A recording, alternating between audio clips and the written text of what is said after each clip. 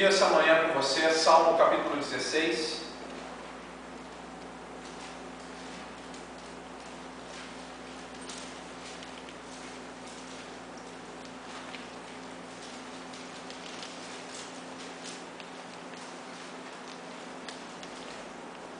O Salmo capítulo 16 é um salmo que tem o Senhor como centro da vida do salmista. E Jesus é o representante ideal desse salmo, onde ele cumpre com todas as coisas de maneira perfeita do que está escrito nele. Mas é um padrão para qualquer homem que tem o Senhor como centro da vida. E ele fala muito, os primeiros 4 versículos, sobre quais são os traços ou os frutos de um homem que é fiel ao Senhor. Eu vou ler os primeiros 4 versículos e a gente vai pensando um pouco sobre eles. 16 versículos 1 a 4. Guarda-me, ó Deus, porque em ti me refugio. Digo ao Senhor, tu és o meu Senhor, outro bem não possuo senão a ti somente. Quanto aos santos que há na terra, são eles os notáveis, nos quais tenho todo o meu prazer. Muitas serão as penas dos que trocam o Senhor por outros deuses. Não oferecerei as suas libações de sangue, e os meus lábios não pronunciarão o seu nome. Primeiro traço de um homem fiel, versículo 1, é um homem que se refugia em Deus. E é alguma coisa bem importante, que almas vazias como as nossas, por causa do pecado, entendam que só vão encontrar refúgio no Senhor. Existem muitos refúgios que as pessoas que são ímpias buscam fora do Senhor e continuam perdidas no mundo e continuam sem direção. Salmo capítulo 20, por exemplo, versículo 7 e versículo 8. Uns confiam em carros, outros confiam em cavalos.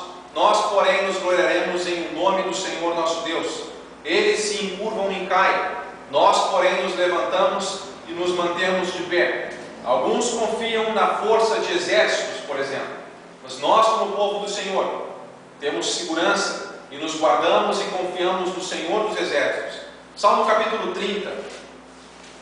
Em algum momento da vida, o salmista prosperou bastante e ele acabou confiando nos bens materiais.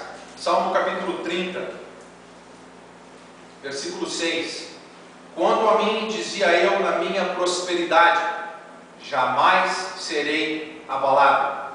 Tu, Senhor, por teu favor fizeste permanecer forte a minha montanha. Apenas voltaste o rosto, fiquei logo conturbado. Por ti, Senhor, clamei, ao Senhor implorei, etc. E ele vai refletindo um pouco mais. Mas ele imaginou que a prosperidade era o braço forte da vida dele. E o Senhor precisou tão somente virar o rosto para ele, abandonar ele por algum momento, e a vida dele já ficou completamente perturbada e conturbada. E existem pessoas assim, que confiam nos bens materiais e continuam vazias e sem direção. Deuteronômio capítulo 8, versículo 17. Uma outra circunstância em que somos tentados a colocar a nossa confiança e nossa segurança e achar guarda assim para nossas vidas. Deuteronômio capítulo 8, versículo 17. Deus falou para o povo que quando eles entrassem na terra prometida e recebessem da mão do Senhor tudo aquilo que era necessário para o sustento deles na terra, eles não deveriam dizer uma coisa no coração. Deuteronômio 8, 17. Não diga, pois, no teu coração, a minha força e o poder do meu braço me adquiriram essas riquezas. Há pessoas que confiam na força e no poder do braço na direção da vida. E o Senhor está nos orientando a nunca jamais dizer no nosso coração que existe qualquer força humana em nós. E às vezes a gente não está confiando em nós mesmos.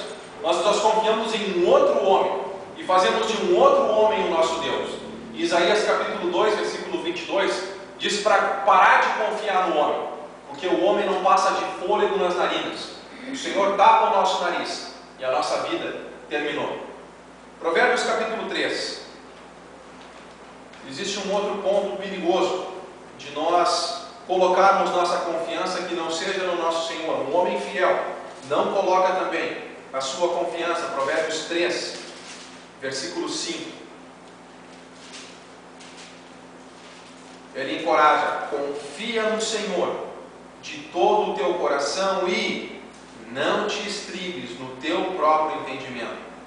Reconhece-o em todos os teus caminhos, e ele endireitará tuas veredas. Não sejas sábios aos teus próprios olhos. Tema ao Senhor e aparta-te do mal. Será isto saúde para o teu corpo e refrigério para os teus ossos. Existem homens que confiam no seu próprio entendimento, na sua própria sabedoria. Imaginam que são capazes de gerenciar a sua própria vida. É alguma coisa insensata. E aliás, Efésios 4, 17 a 19 e também Romanos capítulo 1 nos mostra que isso deu em queda espiritual do universo dos homens inteiro. Porque Deus que nos criou é a luz que ilumina os nossos caminhos. E sendo luz é Ele que dirige os nossos passos. Na medida em que a gente corta relacionamento com o Senhor, a gente se julga sábio e se torna louco e insensato. E como consequência, nossa vida se torna em corrupção moral. A gente se atira para toda sorte de pecado de novo e destrói a nossa própria vida. Então não te estriba no próprio entendimento. Não imagina que é sábio para dirigir a própria vida. E mesmo aqueles que são cristãos, se às vezes começaram confiando no Senhor, às vezes caem na tentação de voltar a pensar que podem gerenciar as próprias vidas. E a vida começa a se destruir de novo. E a vida começa a ser uma vida decepcionada e uma vida machucada pela falta de relacionamento com o Senhor. O salmista, em Salmo 16, ele é fiel. E versículo 1, o primeiro traço de um homem fiel: guarda-me, ó Deus, porque em Ti, e tão somente em Ti, me refugio. Deve ser um pedido constante de uma pessoa que busca sempre proteção no Senhor. Nunca jamais busquemos refúgio fora do Senhor, seja no dinheiro, seja numa alegria mundana propriamente dita, seja no entretenimento. Tem muitos cristãos às vezes que são invadidos pela ideia de entretenimento e de prazer, que é o meu refúgio. Eu estou me sentindo vazio, então eu vou em busca de entretenimento, eu vou em busca de prazer. Às vezes a gente está buscando prazer na família, está buscando prazer em amizade mundana, e em tudo menos refúgio no Senhor, nos momentos de prova da nossa vida. O homem fiel entende que o refúgio é o Senhor, e é um refúgio seguro, que sempre vai nos manter firmes e fortes, para continuar andando e caminhando com Ele, e para que nós possamos escolher na nossa vida coisas construtivas, e não coisas destrutivas. A segunda característica de um homem fiel, versículo 2, coloca Deus como o Senhor da sua vida, coloca o Senhor no lugar que Ele tem, de o Rei de cada um de nós. Versículo 2, digo ao Senhor: Tu és o meu Senhor. Davi está mostrando a submissão que nós devemos ter a Deus como o mestre e o soberano da nossa vida, em contraste com outras pessoas, por exemplo, no versículo 4, que buscam outros deuses. As pessoas que buscam outros deuses na sua vida, elas acabam se decepcionando porque nem deuses são. Mas nós nunca nos decepcionamos porque nós temos um Deus vivo, e quando a gente busca Ele como o Senhor e o soberano das nossas vidas, Ele sempre nos dirige para aquilo que é melhor. Eu tratei um pouco desse ponto a semana passada, mas o Satanás tenta cegar os cristãos e tenta fazer com que cada um de nós cristãos venhamos a imaginar que os mandamentos de Deus estão querendo tirar a minha liberdade. Os mandamentos do Senhor não tiram minha liberdade. Os mandamentos do Senhor me protegem do mal, e os mandamentos do Senhor me guiam para aquilo que é o melhor para a minha vida. O Senhor me criou e Ele sabe como eu funciono melhor. Então é bom que a gente confesse Ele como soberano da nossa vida. E a palavra Senhor no grego é uma palavra muito forte, a palavra kurios, que significa que eu sou escravo de alguém que tem o domínio absoluto da minha vida. É alguém que reina completamente na minha vida. E é bom saber que o nosso Senhor não é um Senhor mau, mas um Senhor bom, que quer nos construir sempre porque é melhor. Salmo capítulo 9, versículo 10. Salmo capítulo 9, versículo 10. Em Ti, pois, confiam os que conhecem o Teu nome, porque Tu, Senhor, não desamparas os que Te buscam. O nosso Deus não nos desampara.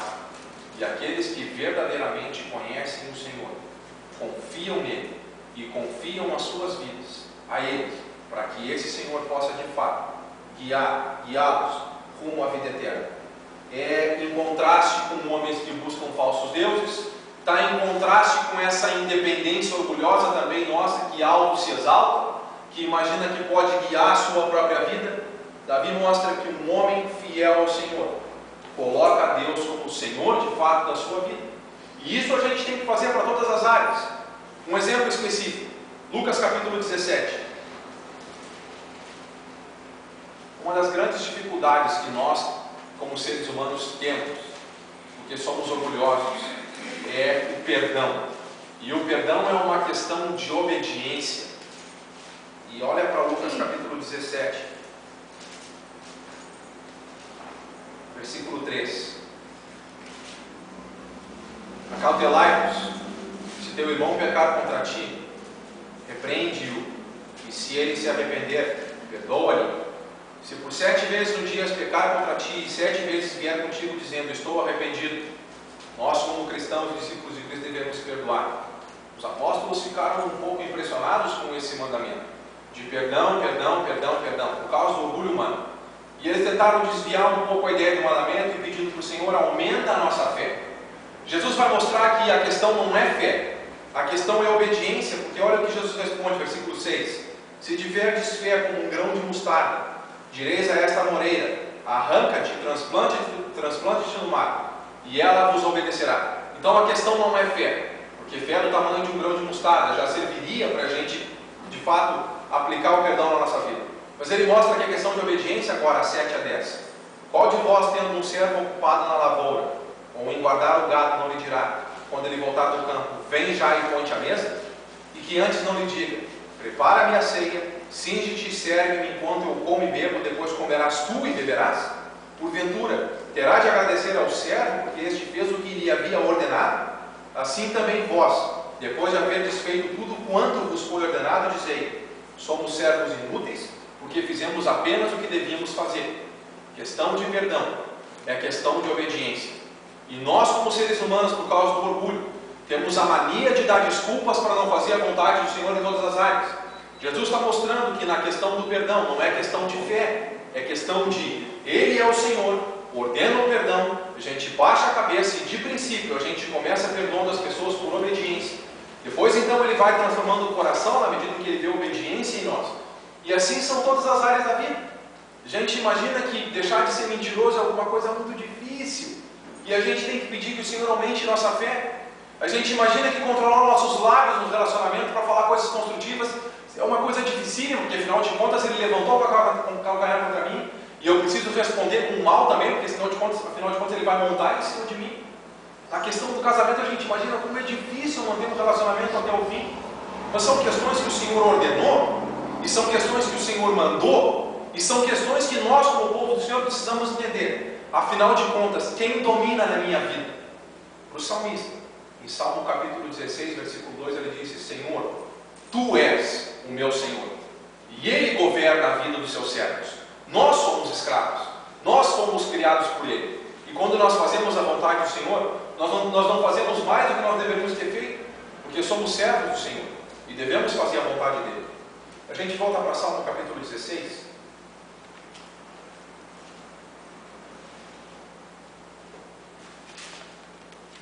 Segunda parte do versículo 3, do versículo 2.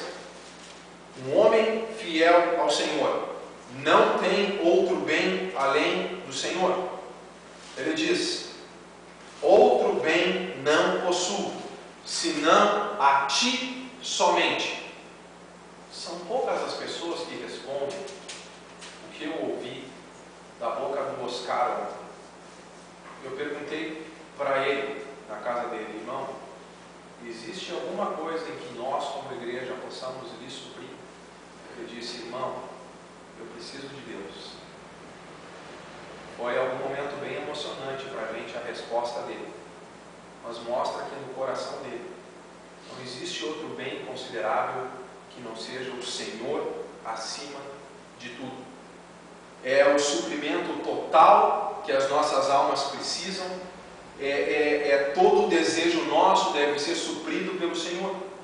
Quando a gente não supre o vazio da nossa alma com o Senhor, o problema é que a gente fica que nem barata tonta, procurando alguma coisa que supra a nossa vida. E aí é uma sutileza de Satanás para nos tornar cativos e escravos da coisa que ele quer nos deixar escravos. Vai buscar bem material, não encontra.